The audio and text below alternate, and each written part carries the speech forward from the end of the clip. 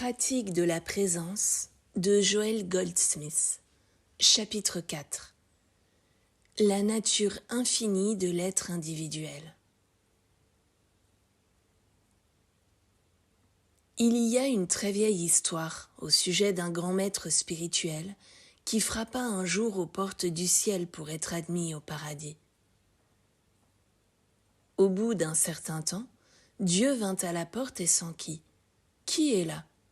Qui frappe ? À cette question vint la réponse confiante, « C'est moi ». Je regrette beaucoup. Il n'y a pas de place au ciel. Allez-vous-en. Il vous faudra revenir une autre fois. Le bonhomme, surpris de la rebuffade, s'en fut intrigué. Après quelques années passées en méditation et réflexion sur cette étrange réception, il revint et frappa de nouveau à la porte. Il fut reçu par la même question et donna une réponse similaire.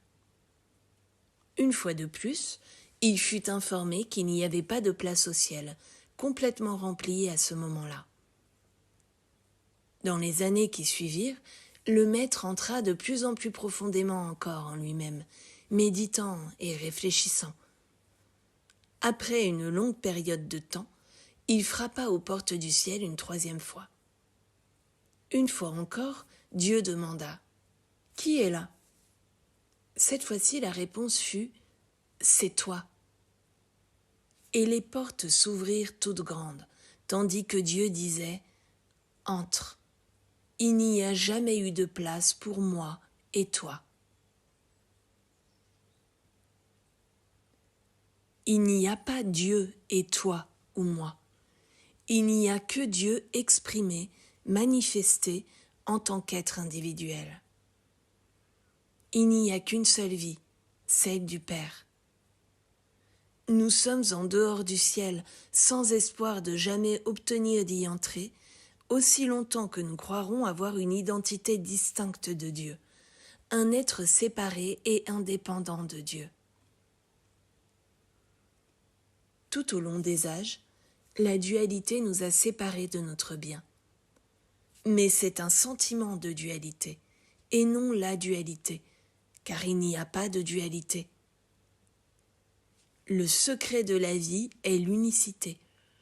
Or, l'unicité n'est pas quelque chose que nous puissions apporter. L'unicité est un état d'être. Prenons comme exemple un verre pour boire, et pensons à son extérieur et à son intérieur. Où finit l'extérieur et où commence l'intérieur ? En fait, y a-t-il un extérieur à ce verre et y a-t-il un intérieur ? Y a-t-il deux côtés à ce verre ou y a-t-il simplement un verre ? L'extérieur n'est-il pas l'intérieur et l'intérieur n'est-il pas l'extérieur ? L'extérieur et l'intérieur de ce verre ne sont-ils pas un seul et même morceau de verre ? L'extérieur du verre ne remplit-il pas une fonction et l'intérieur une autre ? Quand il devient clair pour nous que l'extérieur et l'intérieur de ce verre sont une seule et même pièce de verre, nous pouvons alors percevoir la relation entre Dieu et l'homme. Il n'existe pas Dieu et l'homme, pas plus que le verre n'a un extérieur et un intérieur séparés l'un de l'autre. L'extérieur et l'intérieur du verre sont un. Dieu est notre identité invisible. Nous sommes la forme ou expression extériorisée de ce Dieu. Mais nous ne sommes pas davantage d'eux que ne le sont les côtés du verre. Nous ne sommes d'eux que dans la fonction. Dieu est le principe créateur, la source, l'activité et la loi de notre être.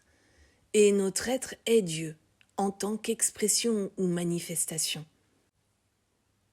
En tant qu'individu, nous recevons notre vie, notre loi, notre cause, notre substance, notre réalité et notre continuité de l'infini invisible.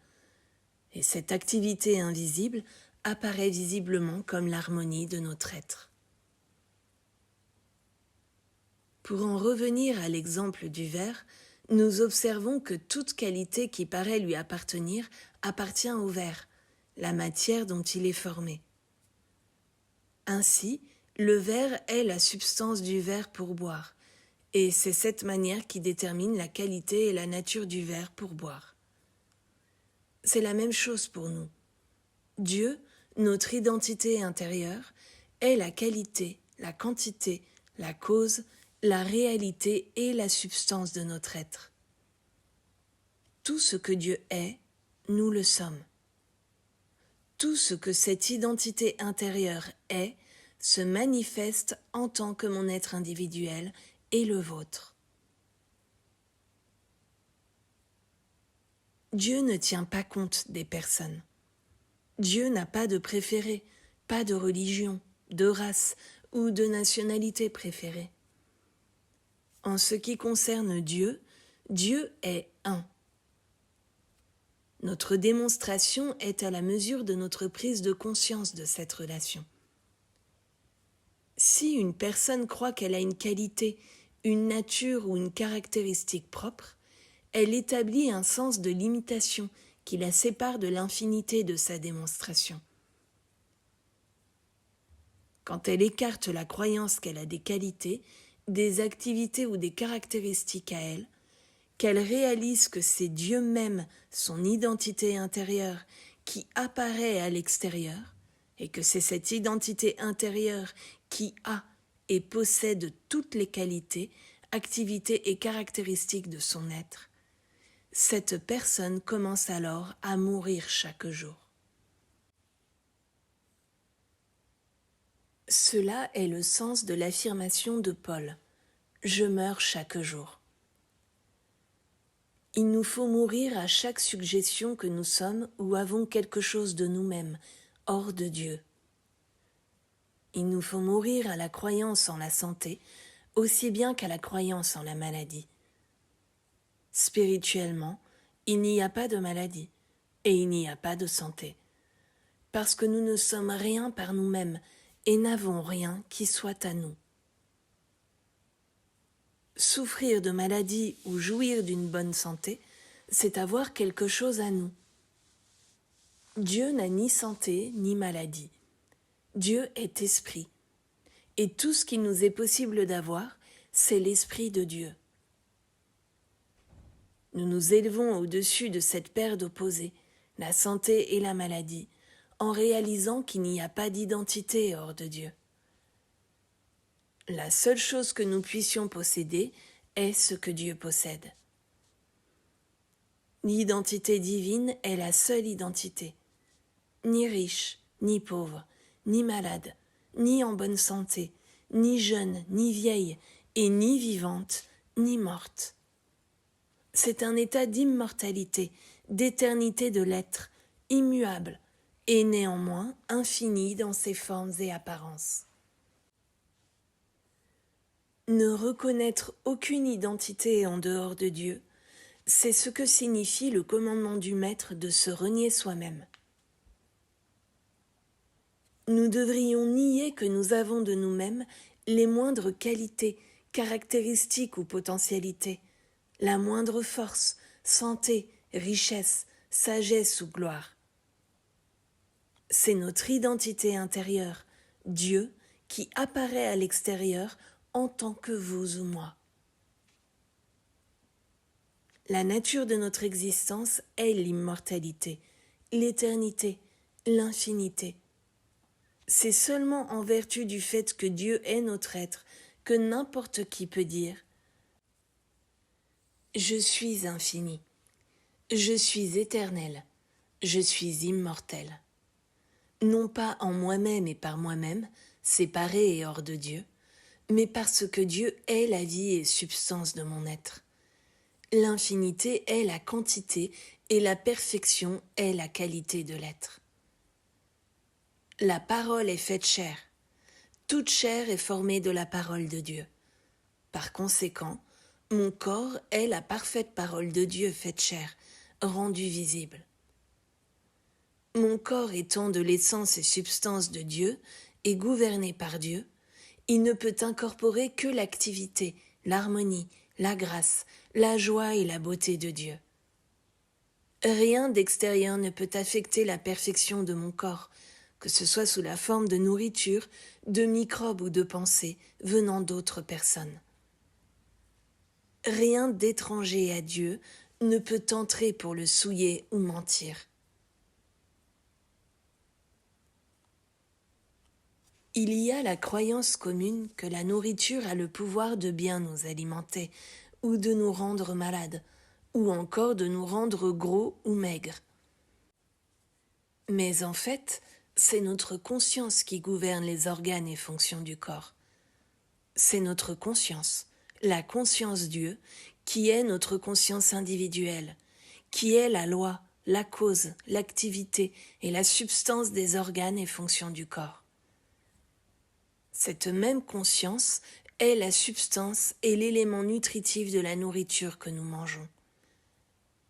La nourriture en elle-même et par elle-même n'a ni qualité ni propriété nutritive, sauf celle que nous lui attribuons. Une fois que nous acceptons que nos organes de digestion et d'élimination en eux-mêmes et par eux-mêmes n'ont aucun pouvoir d'agir, mais que la conscience est le pouvoir qui anime et dirige leur fonctionnement, nous pouvons passer à l'étape suivante et réaliser que c'est cette même conscience qui attribue à notre nourriture sa valeur. À partir du moment de notre conception, en tant qu'être humain, nous avons été soumis à des lois matérielles et mentales. Nous avons été gouvernés par des lois concernant la nourriture, les conditions atmosphériques, le climat, le temps et l'espace. En tant qu'être humain, nous sommes toujours soumis à quelques lois, que ce soit une loi naturelle, une loi médicale ou théologique. Ce sont là en réalité des croyances universelles, mais elles agissent comme des lois dans notre expérience, jusqu'à ce que nous réalisions consciemment notre immunité vis-à-vis de quoi que ce soit et de qui que ce soit d'extérieur à nous-mêmes, et que nous comprenions que les tenants et aboutissants de la vie s'écoulent de nous. Nous ne sommes pas les victimes de quelque chose d'extérieur à nous-mêmes. Nous sommes des êtres spirituels, pas des mortels conçus dans le péché et enfantés dans l'iniquité. Notre véritable identité est conscience, esprit, âme. Et voilà pourquoi nous ne sommes pas soumis aux lois de la matière. Dieu est loi infinie, et cela étant vrai, la seule loi est la loi de Dieu, opérant dans notre conscience en tant que loi d'harmonie pour notre corps. Si nous en avions une réalisation suffisamment profonde, toutes les discordes physiques seraient automatiquement exclues de notre vie. Mais comme dans la plupart des cas, c'est simplement une acceptation intellectuelle, elle n'est pas efficace dans notre expérience. Rendons-la efficace par un acte spécifique de conscience. L'esprit est ma véritable identité. Maintenant, je me suis séparée. Je ne suis plus du monde, même si je suis dans le monde. Et par conséquent, je ne suis pas soumis aux lois du monde. Aucune de ces croyances humaines ne pèse sur l'enfant de Dieu, la progéniture de l'esprit que je suis.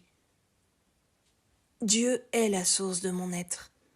Dieu est l'activité et la loi de mon être. Et j'accepte cela consciemment. Je ne suis pas assujetti aux lois faites par les hommes. Je ne suis soumis qu'à la grâce. Ta grâce me suffit.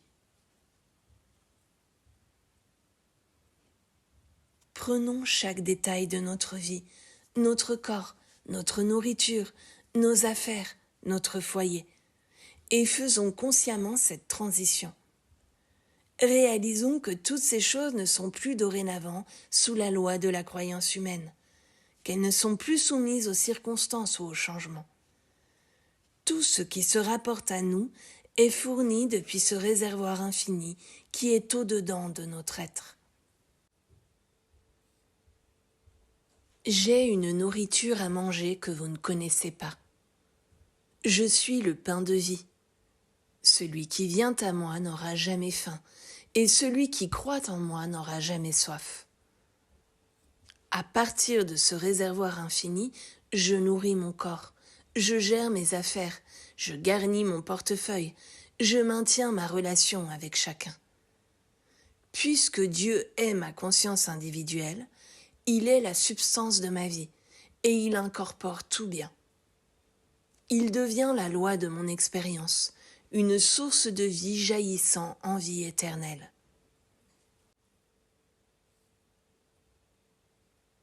Dieu s'accomplit en tant que notre être individuel.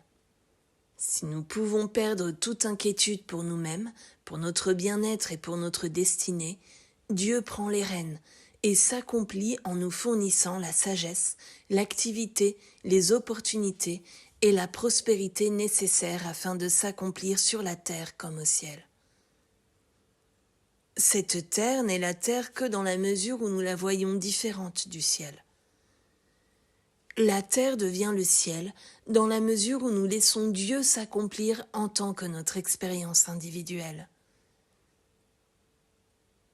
Il n'y a qu'une seule identité, c'est Dieu. Mais nous entretenons un sens erroné de cette identité, auquel nous donnons le nom de Jean, de Marie ou d'Henri. Il y a toujours quelques problèmes qui nous tourmentent, le loyer, le cœur, le mental ou bien un ami. Ce sera le cas tant que nous nous inquiéterons pour nous-mêmes. Mais une fois que nous écartons toute inquiétude pour ce sens humain d'identité, que nous réalisons que nous existons en tant que Dieu s'accomplissant de manière individuelle et que la responsabilité est sur son épaule, nous abandonnons ce faux sens de responsabilité. Dieu accomplit alors sa destinée en tant qu'être individuel. Aux yeux du monde, nous paraissons peut-être en bonne santé, heureux et prospères. Mais nous connaissons la vérité. Seul Dieu est en bonne santé, heureux ou prospère. Et le bien que voit le monde est en réalité Dieu s'accomplissant en tant que notre destinée, lorsque nous nous tenons à l'écart et lui permettons de le faire.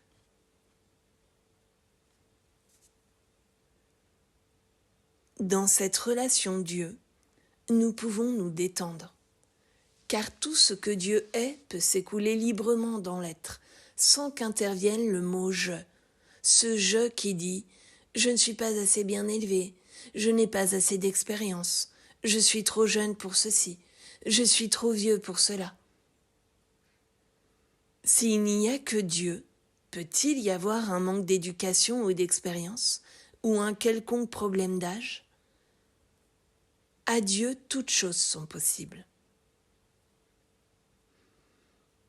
Dieu est l'esprit universel ou l'intelligence universelle. Et Dieu est également esprit individuel ou intelligence individuelle. Par conséquent, la nature de notre intelligence et de notre capacité est l'infinité même. Notre esprit est illimité, aussi longtemps que nous réalisons que Dieu est sa nature, son caractère, sa qualité et sa quantité. On nous demande d'avoir en nous cet esprit qui était aussi en Christ Jésus. Nous l'avons déjà, mais il nous faut en avoir une réalisation. C'est cet esprit qui transcende notre éducation et notre expérience et nous utilise pour son propre dessein, quand nous parvenons à une réalisation consciente qu'il est notre esprit individuel.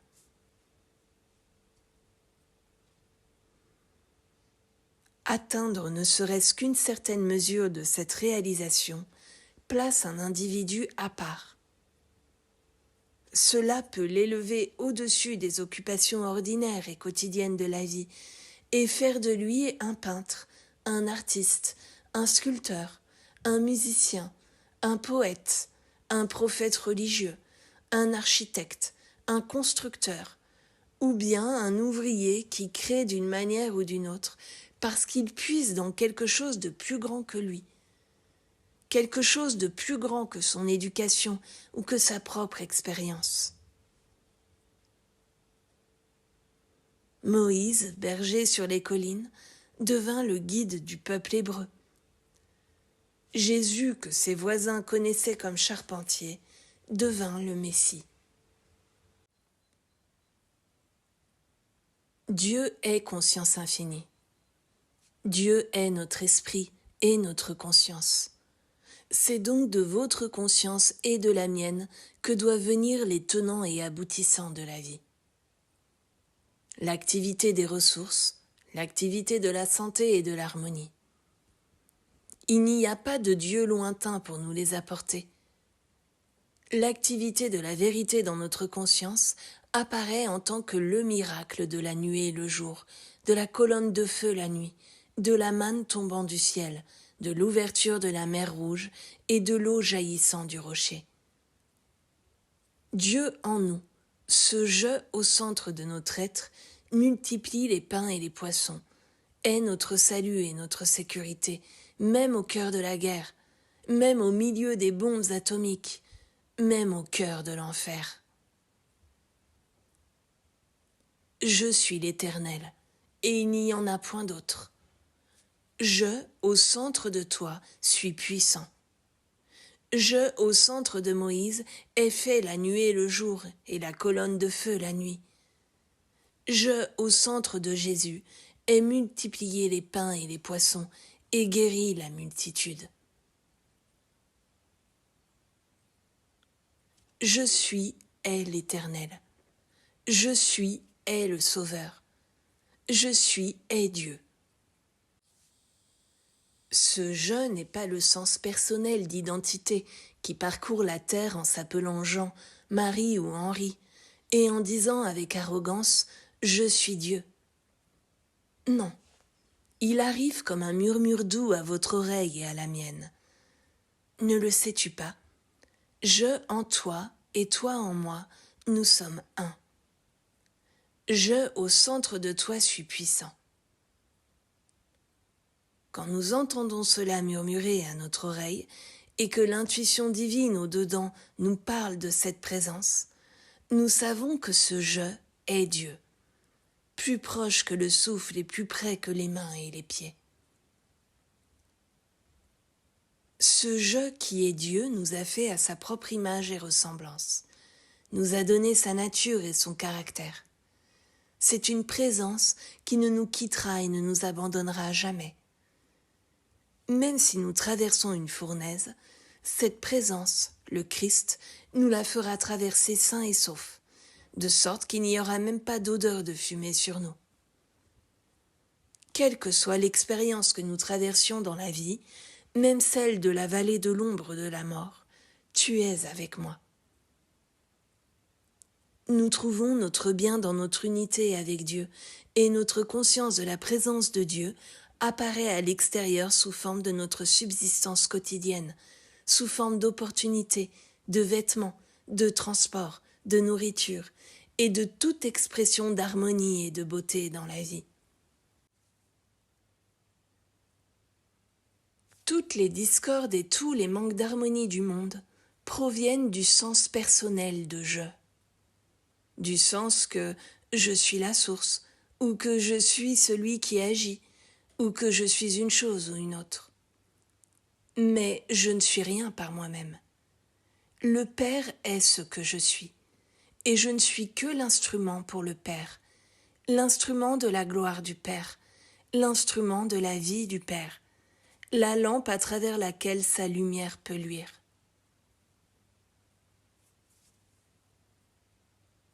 Réjouissez-vous, car vos noms sont inscrits dans les cieux. Réjouissez-vous d'avoir découvert votre identité d'enfant de Dieu. Réjouissez-vous de vous être éveillé à votre conscience céleste. Si l'Esprit s'empare de votre main et commence à écrire, si l'Esprit s'empare de votre voix et la fait chanter, suivez la direction de l'Esprit.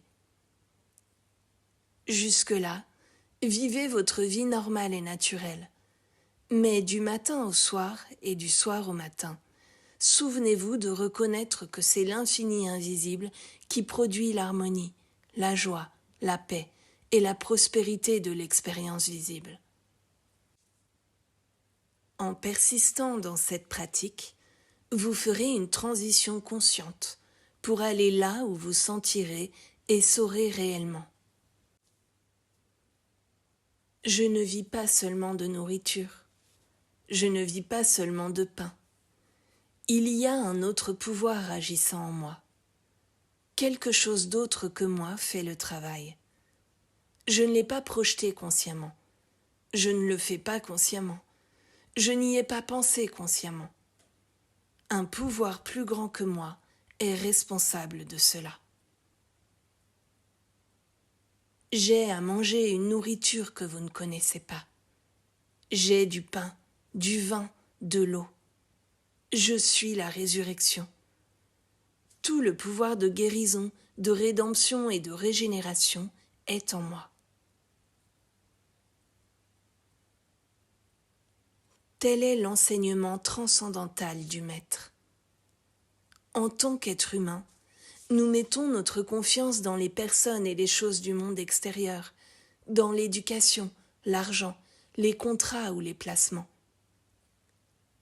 L'homme qui a son être en Christ met sa confiance entière dans l'Esprit et se fie à lui pour produire tout ce qui est nécessaire dans le domaine extérieur. Chaque fois que nous sommes confrontés à un besoin ou un désir, réalisons que l'Esprit est la source qui y pourvoit, que l'Esprit en est la loi, même la loi de multiplication si c'est nécessaire. Puis, occupons-nous de nos affaires, quelles qu'elles soient, en faisant les pas humains nécessaires à ce moment-là. C'est cela vivre une vie normale et naturelle, mais en laissant l'Esprit, l'infini invisible, en être la loi, la substance, la cause et le soutien harmonieux. Bref, nous ne changeons rien à notre mode de vie présent, à moins que l'Esprit même se saisisse de nous et nous dirige vers une nouvelle activité.